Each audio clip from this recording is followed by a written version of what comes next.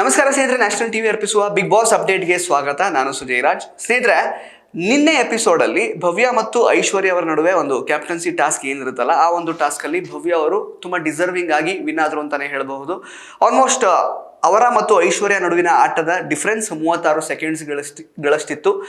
ಭವ್ಯ ಅವರು 36 ಸೆಕೆಂಡ್ ಮುಂಚೆನೆ compare to ಐಶ್ವರ್ಯ ಅವರ ಆಟಕ್ಕೆ ಕಂಪೇರ್ ಮಾಡಿದ್ರೆ 36 ಸೆಕೆಂಡ್ ಮುಂಚೆನೆ ಆಟವನ್ನು ಕಂಪ್ಲೀಟ್ ಮಾಡಿದ್ರು. ಹಾಗಾಗಿ ಭವ್ಯ ಅವರು ಈ ವಾರದ ಕ್ಯಾಪ್ಟನ್ ಆಗಿ ಹೊರಹೊಮ್ಮಿದ್ರು. ಹಾಗೆಯೇ ಭವ್ಯ ಅವರಿಗೆ ಕ್ಯಾಪ್ಟನ್ ಆದ ತಕ್ಷಣ ಬಿಗ್ ಬಾಸ್ ಒಂದು ಸೂಚನೆಯನ್ನು ಕೊಡ್ತಾರೆ, ನೇರವಾಗಿ ನಾಮಿನೇಟ್ ಮಾಡಬೇಕು. ಯಾರೆಲ್ಲ ನಾಮಿನೇಟ್ ಆಗಿದ್ರೋ ಅವರನ್ನು ಹೊರತುಪಡಿಸಿ ನೇರವಾಗಿ ನಾಮಿನೇಟ್ ಮಾಡಿ ಮನೆಯಲ್ಲಿರೋರನ್ನ ಅಂತ ಹೇಳುವಾಗ ಐಶ್ವರ್ಯ ಅವರ ಹೆಸರನ್ನ ತಗೊಳ್ತಾರೆ. ಇದೊಂದು ರೀತಿ ಹೇಗೆ ಅಂತಂದ್ರೆ, ಐಶ್ವರ್ಯ ಅವರ ಟೀಮ್ನವರು ಅಂದ್ರೆ ರಜತ್ ಅವರೆಲ್ಲ ಟೀಮ್ನವರು ಸೇರಿಕೊಂಡು ಐಶ್ವರ್ಯ ಅವ್ರನ್ನ ಸೇಫ್ ಮಾಡಿದ್ರಲ್ವಾ, ಯಾಕೆಂದ್ರೆ ವಾರದ ಟಾಸ್ಕ್ ಅನ್ನ ಗೆದ್ದು ಅದರಿಂದ ಸೇಫ್ ಆಗಿ ಸ್ವಲ್ಪ ಮುಂದೆ ಹೋಗ್ತಾ ಇದ್ರು. ಈಗ ಕ್ಯಾಪ್ಟನ್ ಆಗಿರ್ತಿದ್ರೆ ಬಹುಶಃ ಐಶ್ವರ್ಯ ಅವರು ನೆಕ್ಸ್ಟ್ ವೀಕ್ ಕೂಡ ನಾಮಿನೇಟ್ ಆಗ್ತಾ ಇರಲಿಲ್ಲ. ಈಗ ಈ ವೀಕಲ್ಲಿ ಆಲ್ರೆಡಿ ನಾಮಿನೇಟೇ ಆಗಿರಲಿಲ್ಲ. ಸೊ ಸಾಕಷ್ಟು ಚಾನ್ಸಸ್ ಇತ್ತು ಐಶ್ವರ್ಯ ಅವರಿಗೆ ಸೇಫ್ ಆಗ್ಲಿಕ್ಕೆ 2 ವಾರ. ಬಟ್ ಈಗ ಭವ್ಯ ಅವರು ಕ್ಯಾಪ್ಟನ್ ಆದ್ರು, ಐಶ್ವರ್ಯ ಅವರು ಕ್ಯಾಪ್ಟನ್ಸಿಯಲ್ಲಿ ಸೋತರು. ಈಗ ಭವ್ಯ ಅವರು ಡೈರೆಕ್ಟ್ ಆಗಿ ಐಶ್ವರ್ಯ ಅವ್ರನ್ನೇ ನಾಮಿನೇಟ್ ಮಾಡಿದ್ದಾರೆ. ಅಗೇನ್ ಬ್ಯಾಕ್ ಟು ಅಂದ್ರೆ ಸ್ಕ್ವೇರ್ ಝೀರೋ ಅಂತ ಹೇಳ್ತೀವಲ್ಲ, ವಾಪಸ್ ಅದೇ ಕಂಡೀಷನ್ಗೆ ಐಶ್ವರ್ಯ ಅವರು ಮರಳಿದ್ದಾರೆ. ಬಿಕಾಸ್ ಬರೀ 4 ಜನ ಮಾತ್ರ ಈ ಸಲ ನಾಮಿನೇಟ್ ಆಗಿದ್ದು.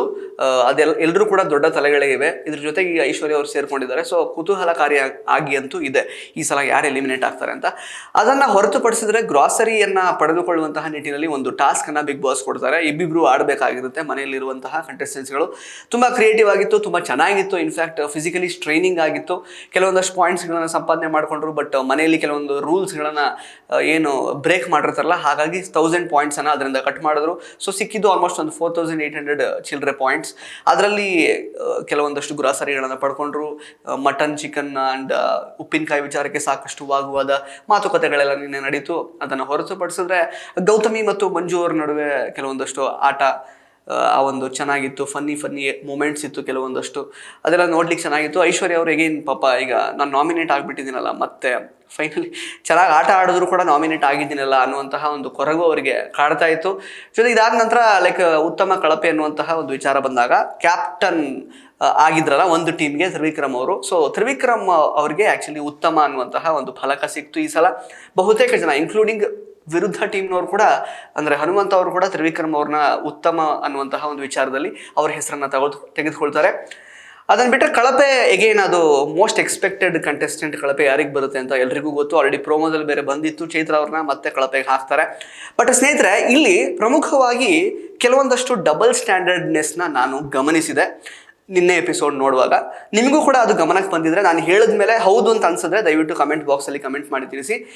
ನಿನ್ನೆ 2 ವಿಚಾರ ನಡೆಯುತ್ತೆ. ಅಂದರೆ ಫಾರ್ ಎಕ್ಸಾಂಪಲ್, ಲಾಸ್ಟ್ ಟೈಮ್ ಕಳಪೆ ಕೊಡುವಾಗ ಮೋಕ್ಷಿತ್ ಅವರು ರಜತ್ ಅವ್ರಿಗೆ ಕಳಪೆ ಕೊಡ್ತಾರೆ. ಯಾಕೆ ಅಂತ ಹೇಳಿದ್ರೆ, ರಜತ್ ಅವರು ಧನರಾಜ್ ಅವ್ರ ಮೇಲೆ ಹಲ್ಲೆ ಮಾಡುವಂತಹ ಪ್ರಯತ್ನ ಮಾಡಿದ್ರು, ಫಿಸಿಕಲ್ ಆಗುವಂತಹ ಪ್ರಯತ್ನ ಮಾಡಿದ್ರು ಅನ್ನೋ ಕಾರಣಕ್ಕೆ ಆ ಮೂಮೆಂಟಲ್ಲಿ ಮೋಕ್ಷಿತ್ ಅವ್ರಿಗೆ ಅಲ್ಲಿ ತನಕ ಯಾರ ಹೆಸರು ಇರುತ್ತೋ ಇಲ್ಲೋ ಗೊತ್ತಿಲ್ಲ, ಅದು ನಮಗೆ ಗೊತ್ತಿರಲಿಲ್ಲ, ಅವ್ರಿನ್ನೂ ಹೇಳಿರಲಿಲ್ಲ ಕಳಪೆ ಯಾರಿಗೆ ಕೊಡ್ತೀನಿ ಅಂತ.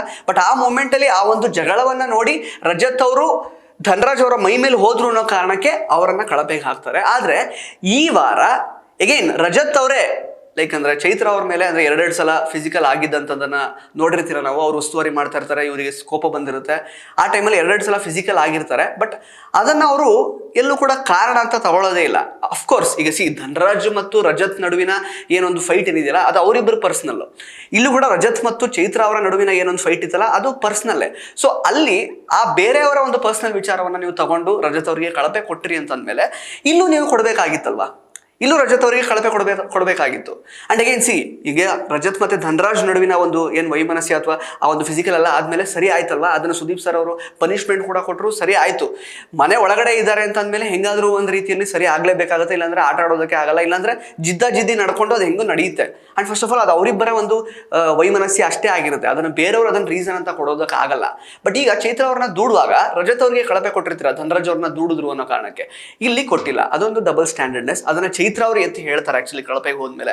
ಮೋಕ್ಷಿತ್ ಅವರು ಅದೇ ರೀಸನ್ ಇಟ್ಕೊಂಡು ರಜತ್ ಅವ್ರನ್ನ ಕಳಪೆ ಕೊಟ್ಟಿದ್ರು, ಧನರಾಜ್ ಮೇಲೆ ಹೋದ್ರು ಅಂತ. ಈಗ ನನಗೆ ಅವರು ದೂಡುವಾಗ ಅದನ್ನು ಅವರೇ ನೋಡಿದ್ದಾರೆ, ಅವರೇ ಹೇಳಿದ್ದಾರೆ ಇನ್ಫ್ಯಾಕ್ಟ್, ಹೌದು ದೂಡಿದ್ದು ನಾನು ನೋಡಿದ್ದೀನಿ ಅಂತ. ಅಫ್ಕೋರ್ಸ್ ಮೋಕ್ಷಿತ್ ಅವರೇ ಇವ್ರನ್ನ ರಜತ್ ಮತ್ತು ಚೈತ್ರ ಅವ್ರನ್ನ ಒಂದು ಮಾಡುವ ಪ್ರಯತ್ನ ಮಾಡಿದ್ದಾರೆ, ಅದನ್ನು ನಾನು ಒಪ್ಕೊಳ್ತೀನಿ. ಅದು ಒಳ್ಳೆ ವಿಷಯನೇ ಆ್ಯಕ್ಚುಲಿ, ಅದು ಒಳ್ಳೆ ಮೆಂಟಾಲಿಟಿ ತೋರಿಸುತ್ತೆ. ಬಟ್ ಆ ರೀಸನ್ ಯಾಕೆ ಬರಲಿಲ್ಲ? ಬಿಕಾಸ್ ರಜತ್ ಮತ್ತು ಈಗ ಇವರು ಧನರಾಜ್ ನಡುವೆ ಎಲ್ಲ ಸರಿಯಾಗಿದೆ. ಈಗೇನು ರಜತ್ ಮತ್ತು ಚೈತ್ರ ಅವ್ರ ನಡುವೆ ಕೂಡ ಎಲ್ಲವೂ ಸರಿಯಾಗಿದೆ. ಬಟ್ ಅದು ಪರ್ಸ್ನಲ್, ಬೇರೆಯವರ ಪರ್ಸ್ನಲ್ ರೀಸನ್ ಆಯ್ತಲ್ವಾ ಅನ್ನೋಂಥದ್ದಷ್ಟೇ ನನ್ನ ಪಾಯಿಂಟು. ಮೋಕ್ಷಿತ್ ಅವರ ಡಬಲ್ ಸ್ಟ್ಯಾಂಡರ್ಡ್ನೆಸ್ ಇಲ್ಲಿ ಕಾಣಿತು. ಅದನ್ನು ಹೊರತುಪಡಿಸಿದ್ರೆ ಚೈತ್ರ ಅವರು ಕೂಡ ಅಗೇನ್ ಅವ್ರದ್ದು ನೆಕ್ಸ್ಟ್ ಲೆವೆಲ್ ಡಬಲ್ ಸ್ಟ್ಯಾಂಡರ್ಡ್ನೆಸ್. ಯಾಕೆಂತಂದ್ರೆ ಗೊತ್ತಲ್ಲ, ರಜತ್ ಅವ್ರ ಜೊತೆಗೆ ರಜತ್ ಬಂದು ಸಾರಿ ಕೇಳಿದಾಗ ಎಲ್ಲ ಒಪ್ಕೊಂಡಿದ್ದಾರೆ. ಹೌದಣ್ಣ ಗೊತ್ತಣ್ಣ, ನಂಗೆ ಕಂಫರ್ಟಬಲ್ ಇದ್ರೇನೆ ಅಣ್ಣ ಇಷ್ಟರ ಲೆವೆಲ್ಗೆ ಬಿಟ್ಕೊಳ್ಳೋದು, ನಂಗೆ ಗೊತ್ತು ನೀವು ಅದನ್ನು ಕೋಪದಲ್ಲಿ ಮಾಡಿದ್ದೀರಾ ಅಂತ ಗೊತ್ತು ನನಗೆ, ನಾನು ನೀವು ಬೇಕಂತ ಮಾಡಲಿಲ್ಲ, ನಾನು ಅದಕ್ಕೆ ಆ ವಿಷಯವೇ ಅಲ್ಲ, ನೀವು ಹೇಳಬೇಕು ಅಂತಲೇ ಇಲ್ಲ, ನಮ್ಗೆ ಅರ್ಥ ಆಗಿದೆ, ನೀವು ಬೇಕು ಅಂತ ಫಿಸಿಕಲ್ ಆಗಿ ಮಾಡಿದ್ದಲ್ಲ, ಅದನ್ನು ಬೇರೆ ಅರ್ಥ ಕೊಡುವಂತಹ ಪ್ರಯತ್ನ ಕೂಡ ನನ್ನ ತಲೆಯಲ್ಲಿ ಇಲ್ಲ ಅನ್ನೋ ಥರ ಎಲ್ಲ ಅವ್ರ ಜೊತೆಗೆ ಸಂಧಾನ ಮಾಡಿಕೊಂಡು ಫೈನಲಿ ಅಲ್ಲಿ ಕಳಪೆ ಅಂತ ಕೊಟ್ಟಾಗ, ಇನ್ನೊಂದೇನೋ ಕೊಟ್ಟಾಗ ಆ ಪಾಯಿಂಟ್ನ ಎತ್ತಿ ರಜತ್ ಅವ್ರ ವಿರುದ್ಧನೇ ಅವ್ರು ಮಾತಾಡ್ತಾರೆ. ನೀವು ನಿಮ್ಮ ಆಟ ಸರಿಯಾಗಲಿಲ್ಲ ಅಂತ ಹೇಳುವಾಗ ಬಂದು ಹೆಣ್ಮಕ್ಳ ಮೇಲೆ ಕೈ ಮಾಡೋದು ಅಂದರೆ ಅದು ಸ್ವಲ್ಪ ಡಿರಾಗೇಟರಿ ಸ್ಟೇಟ್ಮೆಂಟ್. ಅಂದರೆ ಒನ್ಸ್ ಯು ಹ್ಯಾವ್, ಅಂದರೆ ನೀವು ಒಬ್ಬರ ಜೊತೆಗೆ ಸಂಧಾನ ಮಾಡ್ಕೊಂಡಿದ್ದೀರ ಆ ವಿಷಯಕ್ಕೆ ಸಲುವಾಗಿ, ಜೊತೆಗೆ ನೀವು ಫಿಸಿಕಲ್ ಆಗಿದ್ದು ಯಾವ ಇಂಟೆನ್ಷನ್ ಎಲ್ಲ ಇಟ್ಕೊಂಡು ಅಂತ ಅಂದ್ಕೊಂಡು ನನಗೆ ಗೊತ್ತಾಗಿದೆ, ಪರವಾಗಿಲ್ಲ, ಅದನ್ನು ನೀವು ಡಿಫೆಂಡ್ ಮಾಡೋ ಅಗತ್ಯನೇ ಇಲ್ಲ ಅಂತ ಹೇಳಾದ್ಮೇಲೆ ವಾಪಸ್ ಈಗ ಆ ವಿಷಯವನ್ನ ಎತ್ತಿ ಹೇಳುವಂಥದ್ದು ಎಷ್ಟು ಸರಿ? ಅದು ಕೂಡ ನೆಕ್ಸ್ಟ್ ಲೆವೆಲ್ ಡಬಲ್ ಸ್ಟ್ಯಾಂಡರ್ಡ್ನೆಸ್ ಅಲ್ವಾ ಚೈತ್ರ ಅವ್ರದ್ದು, ಅಲ್ವಾ? ಸೊ ಆ ಥರ ಮಾಡಬಾರ್ದಿತ್ತು ಅವರು. ಸೊ ಒಂದೇ ಸಂಧಾನನೇ ಮಾಡ್ಕೊಳ್ಬಾರ್ದಾಗಿತ್ತು. ಇಲ್ಲ ನೀವು ಫಿಸಿಕಲ್ ಆಗಿದ್ರೆ ನಾನು ಅದನ್ನೇ ಪಾಯಿಂಟ್ ಇಟ್ಕೊಂಡು ಆಟ ಆಡ್ತೀನಿ ಅಂತ. ಅದಕ್ಕೆ ಸುದೀಪ್ ಅವರು ಒಂದು ಕರೆಕ್ಟ್ ಒಂದು ರೀಸನಿಂಗ್ ಕೊಟ್ಟಿರೋರು, ಅದು ಯಾವ ರೀತಿ ತಪ್ಪು ಅಥವಾ ತಪ್ಪಲ್ಲ ಅನ್ನೋದನ್ನ ಅವ್ರು ಅದನ್ನು ಹೇಳ್ತಾ ಇದ್ರು, ಅಥವಾ ಜನಗಳಿಗೆ ಅದು ಗೊತ್ತಾಗಿರುತ್ತೆ ಯಾವ ರೀತಿ ತಳ್ಳಿದ್ರು. ಅಗೇನ್ ಅವರು ಚೈತ್ರ ಅವರಿಗೆ ಅವ್ರ ಪರ ವಹಿಸ್ಕೊಂಡು ಮಾತಾಡ್ತಿರೋದಾಗಿರ್ಬಹುದು, ಅಥವಾ ರಜತ್ನ ವಿರೋಧ ಮಾಡ್ತಿದ್ದಾರೆ ತಳ್ಳಿದ್ರು ಅನ್ನೋ ಕಾರಣಕ್ಕೆ ಅಂತಂದ್ರೆ ಜನ ಅದನ್ನ ವಿಶ್ಲೇಷಣೆ ಮಾಡ್ತಾರೆ. ನೀವು ಅವ್ರ ಜೊತೆ ಸಂಧಾನ ಮಾಡ್ಕೊಂಡು ಆ ಪಾಯಿಂಟ್ನೇ ತೆಗಿದೆ ಅವ್ರ ಹತ್ರ. ಈಗ ಸಡನ್ ಆಗಿ ನಿಮ್ಮ ವಿರುದ್ಧವಾಗಿ ಏನೋ ಒಂದು ಪಾಯಿಂಟ್ ಬಂದಾಗ ನೀವು ಅದನ್ನು ತೆಗೆದು ಹೆಣ್ಮಕ್ಳ ಮೇಲೆ ಕೈ ಮಾಡೋಕೆ ಬರೋದು ಅನ್ನೋ ಥರ ಒಂದು ಸ್ಟೇಟ್ಮೆಂಟ್ ಕೊಟ್ಟಾಗ ನೀವು ಬೇರೆ ಥರನೇ ಕಾಣಿಸೋದಕ್ಕೆ ಶುರು ಆಗ್ತಿರಲ್ವಾ? ಸೊ ಈ ರೀತಿ ಎರಡು ಡಬಲ್ ಸ್ಟ್ಯಾಂಡರ್ಡ್ನೆಸ್ ಕಾಣೋದಕ್ಕೆ ಸಿಕ್ತು ನಿನ್ನೆ. ಅಂಡ್ ಅಗೇನ್ ಮೋಕ್ಷಿತ ಅವ್ರ ವಿಚಾರದಲ್ಲಿ ನಾನು ಹೇಳ್ತಿರೋದು, ಅಗೇನ್ ಧನ್ರಾಜ್ ಮತ್ತು ರಜತ್ ಅವರ ವಿಚಾರವನ್ನು ಅವ್ರು ತಗೊಂಡು ನಾಮಿನೇಟ್ ಮಾಡಿದ್ರು, ಹೌದು. ಅಂಡ್ ಅಗೇನ್ ಇಲ್ಲಿ ಚೈತ್ರ ಅವರ ವಿಚಾರ ಬಂದಾಗ ಅವರೇ ಸಂಧಾನ ಮಾಡಿಸುವಂತಹ ಪ್ರಯತ್ನ ಕೂಡ ಮಾಡಿದ್ರು. ನಾನು ಹೇಳ್ತಿರೋದು, ಬೇರೆಯವರ ಪರ್ಸ್ನಲ್ ಗ್ರಡ್ಜಸ್ನ, ಪರ್ಸ್ನಲ್ ಏನೋ ಒಂದು ಅವ್ರವ್ರು ಬೈದಾಡ್ಕೊಂಡಿರೋದನ್ನ, ಅವ್ರವ್ರು ಹೊಡೆದಾಡ್ಕೊಂಡಿರೋದನ್ನ ನೀವು ಯಾಕೆ ರೀಸನ್ಸ್ ಕೊಡ್ತಾ ಇದ್ದೀರಾ? ಇನ್ಫ್ಯಾಕ್ಟ್ ಇದೇ ವಿಚಾರವಾಗಿ ಐಶ್ವರ್ಯ ಅವರಿಗೆ ಸುದೀಪ್ ಅವರು ಯಾವುದೋ ಒಂದು ವಾರದ ಪಂಚಾಯಿತಿಯಲ್ಲಿ ಸರಿಯಾಗಿ ಕ್ಲಾಸ್ ತಗೊಂಡಿದ್ರು. ನೀವು ಬೇರೆಯವ್ರ ವಿಷಯ ಇಟ್ಕೊಂಡು ರೀಸನ್ಸ್ ಕೊಡ್ತಾ ಇರೋದನ್ನ ಜನ ನೋಡಿದಾಗ ನೀವು ದೊಡ್ಡ ಫೂಲ್ ಥರ ಕಾಣ್ತಾ ಇದ್ದೀರಾ, ಒಳಗಡೆ ಜೋಕರ್ಸ್ ಥರ ಕಾಣ್ತಾ ಇದ್ದೀರಾ ಅಂತ. ಸೊ ಬೇರೆಯವ್ರದ ಪರ್ಸ್ನಲ್ ವಿಷಯಗಳನ್ನು ಯಾಕೆ ತಗೊಂಡು ಕಳಪೆ ಕೊಡ್ತಾ ಇದ್ದಾರೆ? ಸೊ ಇಷ್ಟು ವಿಚಾರ. ಸೊ ಇದ್ರ ಬಗ್ಗೆ ನಿಮ್ಗೆ ಏನು ಅನ್ಸುತ್ತೆ ಅಂತ ನೀವು ಕಮೆಂಟ್ ಬಾಕ್ಸಲ್ಲಿ ಕಮೆಂಟ್ ಮಾಡಿ ತಿಳಿಸಿ. ಹಾಗೇನೆ ಇನ್ನು ರಜತ್ ಅವರು, ಈಗ ಮಂಜು ಅವ್ರು ಹೇಳ್ತಾರೆ, ನನ್ನ ಟಾಟಾ ಹೇಳ್ಬಿಡು, ಪಕ್ಷಿ ಅಂದರೆ ಪ್ರಾಣ ಪಕ್ಷಿ ಹಾರೋಗ್ಬಿಡ್ತಾ ಇತ್ತು, ನಾವು ಟಾಟಾ ಹೇಳ್ಬೇಕಾಗಿತ್ತು ಅಂತೆಲ್ಲ ಹೇಳಿದ್ದನ್ನು ತಗೊಂಡು ಆ ವಿಷಯವನ್ನು ತಗೊಂಡು ಆ್ಯಕ್ಚುಲಿ ಮಂಜು ಅವರು ರಜತ್ ಅವ್ರನ್ನ ನಾಮಿನೇಟ್ ಮಾಡ್ತಾರೆ. ಅದಕ್ಕೆ ಕಳಪೆ, ನೀವು ಏನೇನೋ ಮಾತಾಡ್ತೀರಾ ಡೆರೋಗೇಟರಿ ಸ್ಟೇಟ್ಮೆಂಟ್ಸ್ ಅಂತ. ರಜತ್ ಯಾರೋ ಧನ್ರಾಜ್ ಜೊತೆ ಜಗಳ ಮಾಡಿದಾಗಲಿ, ಅಥವಾ ರಜತ್ ಉಸ್ತುವಾರಿ ಮಂಜು ಅವ್ರದೇ ಟೀಮಲ್ಲಿ ಆಡಿದಂತಹ ಉಸ್ತುವಾರಿ ಚೈತ್ರ ಅವ್ರ ಮೇಲೆ ರಜತ್ ಅವರು ಆ್ಯಕ್ಚುಲಿ ಫಿಸಿಕಲ್ ಮಾಡಿರ್ತಾರೆ, ತಳ್ಳಿರ್ತಾರೆ, 2 ಸಲ ದೂಡಿರ್ತಾರೆ, ಅದನ್ನೆಲ್ಲೂ ಮಂಜು ಅವರು ತಗೊಳ್ಳಲ್ಲ. ಆದರೆ ರಜತ್ ಅವರು ಆ ಪಾಯಿಂಟಲ್ಲಿ ನೀನು ಸೂಸೈಡ್ ಮಾಡ್ಕೋಬೋದಾ, ಕುಗ್ಗಿಸೋದಕ್ಕೆ ಬಂದಿದ್ದೀರಾ, ಕುಗ್ಸೋಂಥವ್ರು ಇದ್ದೀರಾ ಮನೇಲಿ, ಕೂಗೋ ಥರ ಇದ್ರೆ ಸೂಸೈಡ್ ಮಾಡ್ಕೊಳ್ಳಿ ಅಂತ ಒಂದ್ಸಲ ಹೇಳಿದ್ರಲ್ಲ ಐಶ್ವರ್ಯ ಅವ್ರಿಗೆ ಯಾವುದೋ ಒಂದು ಬೇರೆ ವಾರದಲ್ಲಿ. ಅದನ್ನು ತಗೊಂಡು ಅವರು ನೀನು ಹಿಂಗೆ ಹೇಳ್ಬೋದು, ನಾನು ಹಿಂಗೆ ಹೇಳ್ಬಾರ್ದು ಅಂತ ಹೇಳ್ತಾರೆ. ಹಂಗೆ ನೋಡೋಕೆ ಹೋದ್ರೆ ರಜತ್ ಅವರೇ ಯಾವಾಗಲೂ ಹೇಳ್ತಾರೆ, ಕಳಪೆ ರೀಸನ್ನೇ ಕೊಡ್ತೀರಾ ನೀವು ಕಳಪೆ ಕೊಡೋದಕ್ಕೆ ಅಂತ, ರೀಸನ್ ಕೊಡೋಕ್ಕೆ ಬರಲ್ಲ ಅಂತ ಅವರೇ ಆ್ಯಕ್ಚುಲಿ ಹೇಳ್ಕೊಂಡು ಬಂದಿರೋದು ಮನೆ ಒಳಗಡೆ ಬಂದಾಗಲಿಂದ. ಈಗ ಯಾಕೆ ಸ್ಟ್ರೈಟ್ ಟು ದ ಪಾಯಿಂಟ್ ಆ ವಿಷಯಕ್ಕೆ ಅಲ್ಲೇ ಇಸ್ಕೊಡ್ಬೋದಲ್ವಾ? ಓಕೆ, ನೀನು ಟ್ರಿಗರ್ ಮಾಡಿದೆ, ಹಿಂಗೇನೋ ಆಯಿತು, ಆ ವಿಷಯಕ್ಕೆ ನನಗೆ ಹಿಂಗೆ ಅಂದೆ ಅಂದರೆ ಆಯಿತು. ಅದನ್ನ ಬಿಟ್ಟು ಐಶ್ವರ್ಯ ನೀನು ಯಾವುದೋ ವಾರದಲ್ಲಿ ಏನೋ ಅಂದಿದ್ದೆ, ಅದನ್ನು ತಗೊಂಡ್ಬಂದು ನೀನು ಇವಾಗ ಹೇಳ್ತಾ ಇದೆಯಾ, ನಾನು ಅಂದರೆ ಏನು ತಪ್ಪು ಅನ್ನೋ ಥರ ಹೇಳಿದ್ದು ರಜತ್ ಅವ್ರಿಗೆ ಎಷ್ಟು ಸರಿ ಅನಿಸುತ್ತೆ? ಬಿಕಾಸ್ ರಜತ್ ಅವರೇ ಹೇಳ್ತಿರೋದು ರೀಸನ್ನ ಸರಿಯಾಗಿ ಕೊಡೋಕ್ಕೆ ಬರಲ್ಲ ಈ ಮನೇಲಿ ಯಾರಿಗೂ, ಎಲ್ಲ ಕಳಪೆ ರೀಸನ್ಸ್ ಕೊಡ್ತಾರೆ ಅನ್ನೋ ಥರ. ಸೊ ಈಗ ಹಾಗಾದರೆ ರಜತ್ ಮಾಡಿದ್ದೇನು? ಸೊ ಇದೊಂದು ವಿಚಾರ. ಸೊ ಇಷ್ಟು ವಿಚಾರ ನಡೆದಿದೆ ಸದ್ಯಕ್ಕೆ.